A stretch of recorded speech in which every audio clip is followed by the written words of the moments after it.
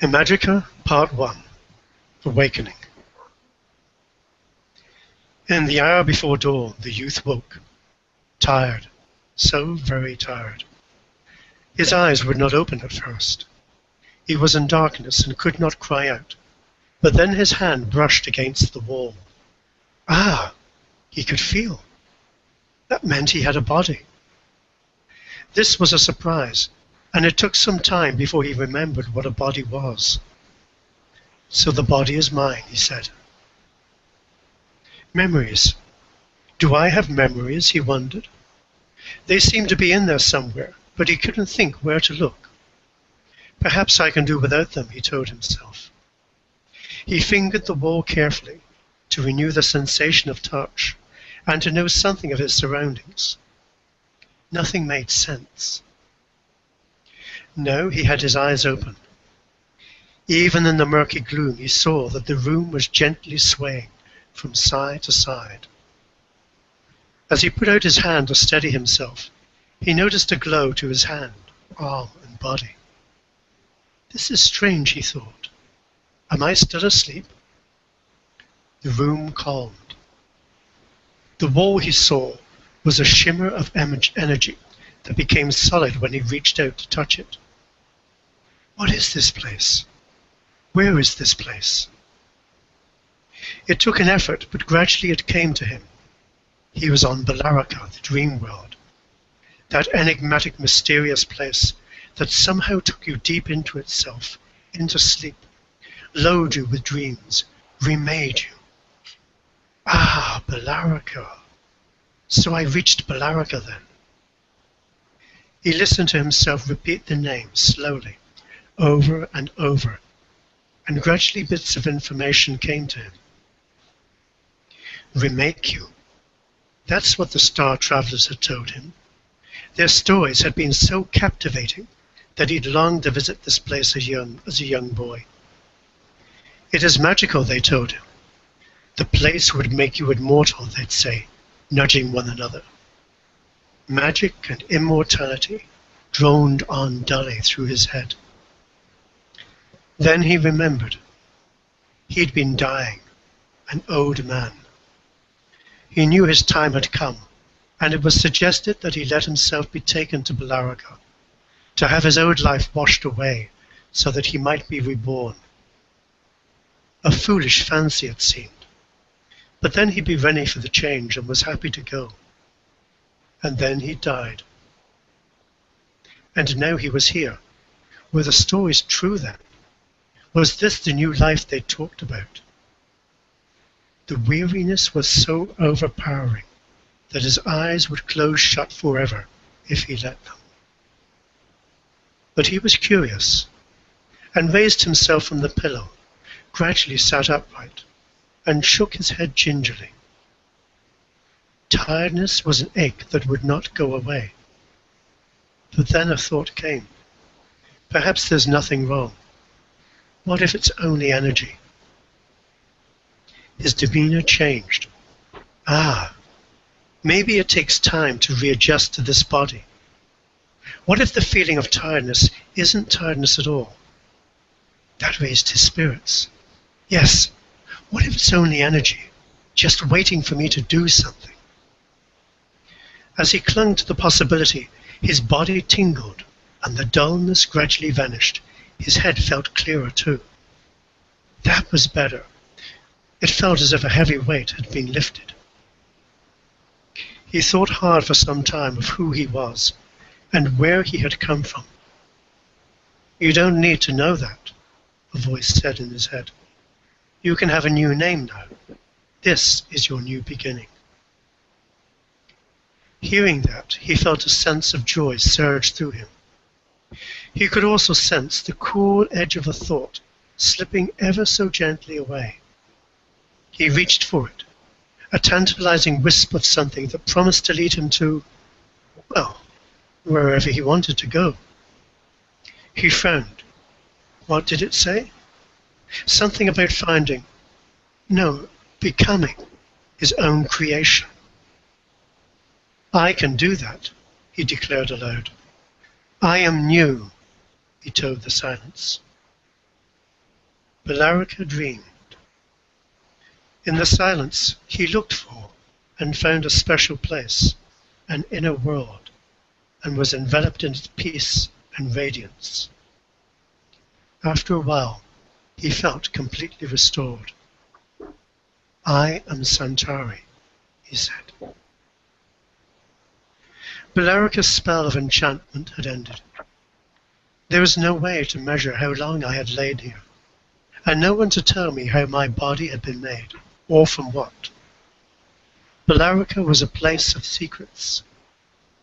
It seemed easier just to accept that I had somehow arrived here and that I should now decide what to do next. Silently I thanked Bellarica for accepting me and assisting in my change. Suddenly I had a thought that I could ask for information that might be useful to me. Bellarica then spoke, not with a voice for my ears, but as a presence that moved through my inner world. To be conscious is only a first step. You are no longer made of wishes and desires. You are remade with finely woven fibers of all that you hold in deepest respect and highest regard. You came here with gifts for yourself. From the stars you came, and they have helped in your remaking. To stay here is to stay in a dream. To go farther, you must decide what is important. You alone may initiate what comes next, and you alone can stand in its power. Though not understanding the words just then, I felt compelled to stand. The walls of the room undulated, then disappeared, and I saw a garden all around me. There were sounds of a fountain, birds, and the rustle of leaves. I longed to explore, but my feet felt a little wobbly, and I was concerned that I didn't yet have mastery over my legs. "Well," said a voice, "are you just going to stand there?" I looked around and saw two figures watching me, a young boy and an old man. They were translucent, yet felt real and touchable. They looked familiar. The young boy had an impish smile, while the old man had thinning hair and a deeply lined face. Without thinking, I reached out and smoothed away his lines. His hair instantly became thicker and more abundant, and he looked more youthful. "That's better," he said. "Thank you for paying attention to the little things. We've been waiting for you to cross over, for we've a proposition that we think you'd like." They moved away and gestured me to follow. They intrigued me, so I decided to get my wobbly legs into a rhythm of walking as they led me around the garden. I noticed that walking here was different than I expected. Then I recalled that my dream body didn't have to obey the thoughts and impressions from past physical experiences. So I watched my movements dispassionately, and then realized that my body was moving me. "You probably won't remember," the old man continued, "but we are very good friends. We've traveled together many times, though thankfully," and he spread his arms out, "have not always looked like this. This is what my young friend and I look like in our other world bodies. The three of us agreed to meet at this moment in the timelines so that we could help one another. For there are many great shifts in our future that require our coordination right now." The boy burst in excitedly.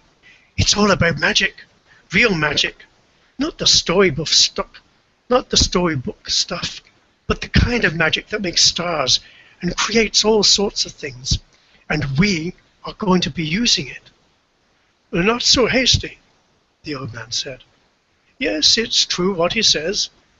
We are heading into uncharted territory to do something that's never been done before anywhere. We will sail through the universes into places yet to be created. Poetic and fanciful, I know, but that's what's planned. I will make a little joke and say, it's in the stars. Yes, quite. But see here, we're anticipating something unique, a special kind of magic. No, I must tell you that the form of this magic has yet to be created. None of us can do this alone. It needs the three of us here, and of course many others to assist us. Why the three of us? Well, we share a lineage, a dragon line, that enables us to do some very special things. I cannot say more right now, for you must discover these things for yourself. But we need to deepen our connection with each other in order to create this new source of magic. This is very interesting, I said, and I hope to renew our friendship, though I cannot recall these times you speak of. You've said amazing words, but I'm not sure what any of it means, and have no idea what to do about it. True, true. No fault at all, for none of us knows what shall follow next. Here in this dream reality, we have some clarity, but in our other realities, well, we do not know yet that any of this is taking place. We need to help each other whenever we can. Sometimes we'll communicate through dreams and arrange chance meetings so our paths can cross. But don't forget, we need to source the magic. They disappeared. Source the magic? What did that mean? I wondered. The garden was full of music. It wasn't obvious at first, but I knew that Belarica was encouraging me to explore and grow. It created beautiful still moments when I needed them, allowing me to reflect deeply on the words that I'd heard. And it offered me rich melodic tones and beautiful textural visions whenever I wanted stimulation. Gradually things began to make sense. Some time later I wandered around the garden until I came to a gate. On the other side was a meadow of deep, rich grass and wild flowers. I wanted to unlatch the gate and run through the meadow, but my legs wouldn't go further. Interesting, I thought. What am I supposed to do now then? Sing. Something spoke inside me. Sing. The words resonated in the air.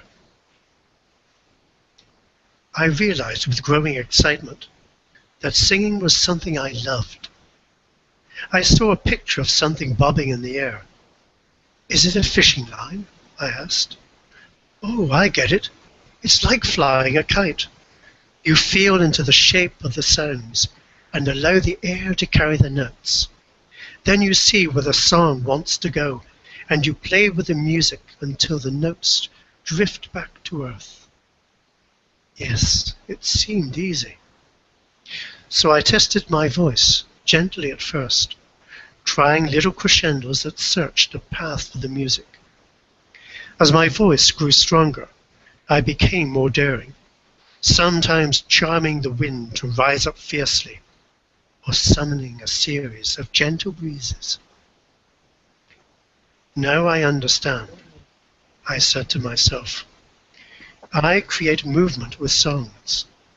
Sound makes something happen. A butterfly flitted into view and passed into the meadow. I couldn't help but sing a song for it. A secret world beyond their lives, ringing with sounds of butterflies. Encased in myriad colors they fly, into their realm of songs go I. As I listened to the melody, I found myself journeying above a field spread with butterflies, gorgeous in color, each one measuring a foot across. There was buzzing in the air, similar to that of bees. Then it dawned on me that it was the butterflies, singing. In their midst, I felt an incredible calm. The air was barely moving, and yet was so full of sound that even the spaces between the sounds themselves seemed to register subtle tones. Suddenly I was back by the gate. I knew I'd been somewhere special, Something had drawn me into its realm for a few moments, giving a taste, a promise perhaps, of something fine and magical. Maybe this was how the magic could be made. The picture and the sounds of the butterflies danced inside my body. I wondered what prompted the singing. I didn't expect a reply, so I was surprised when Belarica spoke. There is a delight that sings through every part of you. You hear an infinite song, forever being sung. It signifies springtime, an eternal springtime of youth, spinning itself effortlessly, filling you with joy, taking you to wondrous places to explore whatever you wish to experience next. You bring all of it home and give it a place to stay for a while, yet the delicacy of its shimmer will pass, for you are the eternal springtime.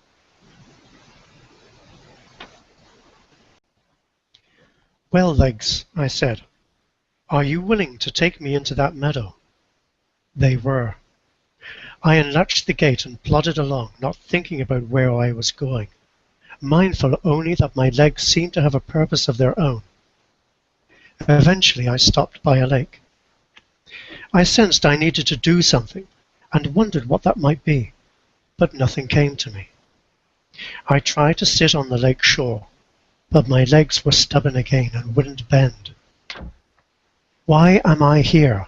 I called out. There was no reply. Belarica was silent and close to me. Then a gentle breeze rippled the waters and made a suggestion. Perhaps I should sing to the water, I thought. Yet my thought seemed to gentle the breeze, and all became still again. So I drew breath and sang, observing how the harmonies dimpled the lake's surface and created wavelets. Being near the water, I imagined I had a connection to it, as if a bubbling stream of living energy moved inside me, mimicking the movement of water. I liked that, for it suggested that I had fluidity. It could have been my fancy, but it seemed that by making the right sounds, I somehow helped my body to grow, as if my singing could touch the deepest parts in me and bring something through, something clear, fresh, strong, pure and vibrant. As I sang, I felt vibration, both inside and outside of me, and then I knew I could strengthen those fine threads with which I am made. A fascinating discovery! I whooped with joy. Now I knew how to consciously help my body to grow, though I had no idea of how it worked or what would come from this, but it was a start. In my elation, I had forgotten my question. As I stopped to think this out, I realized that I hadn't been singing to the water. I'd been singing the consciousness of the lake, listening to its sounds, hearing its aspirations, and expressing all that it had taught me of the eternity of itself through just a few seconds of contact. That surprised me. Now my legs folded, and I sat down with a plunk on the shore. For a long while I had no thoughts. I wasn't concentrating on anything. It was as if I were a blank canvas waiting for the artist's first stroke. The silence was tremendously helpful, for it allowed everything to settle in a right place. I reflected on my discovery that I can grow through singing the right sounds. That was clear. Yet more amazing still was the thought that I can encapsulate the wisdom of anything with just a few notes. I revisited my singing and saw that through it there flowed air and water, thoughts, visions, dreams, places, worlds, everything. As I formed these thoughts, I wanted to hear what Belarica had to say about any of it, and I wanted to know what had happened to me in my time here. Now I was ready to know, ready to listen and attuned to the rhythm of the intelligence that is Belarica, aware that it had things to tell me before I can leave its realm. You already have the whole thing from beginning to end. As you live, so your dream of life unfolds you, allowing new centers of your being to open up until the dream yields itself at last.